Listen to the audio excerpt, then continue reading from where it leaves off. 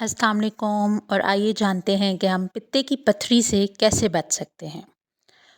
तो इसमें नंबर 1 चीज़ जो है वो है कि हमने हाई फाइबर डाइट लेनी है, क्योंकि हाई फाइबर डाइट क्या करती है, कोलेस्ट्रॉल को कम करती है और बाइल की प्रोडक्शन अच्छी करती है, जिसकी वजह से पित्ते में पथरी कम बनती है। दूसरी चीज़, हमने ज़्यादा फ्राइड और ऑयली चीज़ें नहीं खानी, क्योंकि ये पित्ते को प्रॉपरली काम नहीं करने देती। कोशिश करें कि खाना बेक करके, ग्रिल करके या स्टीम इस्तेमाल करें और बहुत ज़्यादा ऑयल का इस्तेमाल ना करें।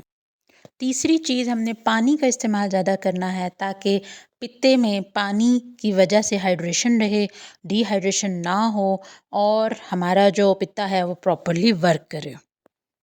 चौथी चीज़, बहुत ज़्यादा वज़न एकदम से कम नहीं करना, क्योंकि रैपिड वेट लॉस की वजह से लिवर जो है वो ज़्यादा कोलेस्ट्रॉल बनाता है, जिससे ज़्यादा पित्ते में पथरी बनने के चांसेस होते हैं। पाँचवीं चीज़, हमने खुराक में कार्बोहाइड्रेट्स का इस्तेमाल कम करना है, जिसमें वाइट ब्रेड है, पेस्ट्रीज़ हैं, शुगरी ड्रिंक्स हैं, क्योंकि इसकी वजह से कोलेस्ट्रॉल का लेवल बढ़ता है, जिससे कि गाल स्टोन्स का रिस्क बढ़ जाता है। और अपने हेल्दी वेट को मेंटेन रखना है, जिसके लिए हम प्रॉपर बैलेंस डाइट ले सकते हैं।